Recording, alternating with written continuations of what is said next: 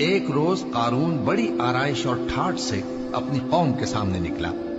جو لوگ دنیا کی زندگی کے طالب تھے کہنے لگے کہ جیسا مال و متاع قارون کو ملا ہے کاش ایسا ہی ہمیں بھی ملے، وہ تو بڑے نصیب والا ہے۔ اور جن لوگوں کو علم دیا گیا تھا وہ کہنے لگے کہ تم پر افسوس، مومنوں اور نیکوکاروں کے لیے جو ثواب اللہ کے ہاں تیار ہے وہ کہیں بہتر ہے، اور وہ صرف صبر کرنے والوں ہی کو ملے گا۔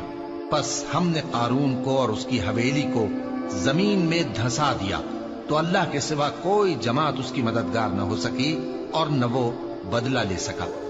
اور وہ لوگ جو کل اس کے رتبے کی تمنا کرتے تھے صبح کو کہنے لگے ہائے شامت، اللہ ہی تو اپنے بندوں میں سے جس کے لیے چاہتا ہے رزق فراخ کر دیتا ہے اور جس کے لیے چاہتا ہے تنگ کر دیتا ہے۔ اگر اللہ ہم پر احسان نہ کرتا تو ہمیں بھی دھسا دیتا۔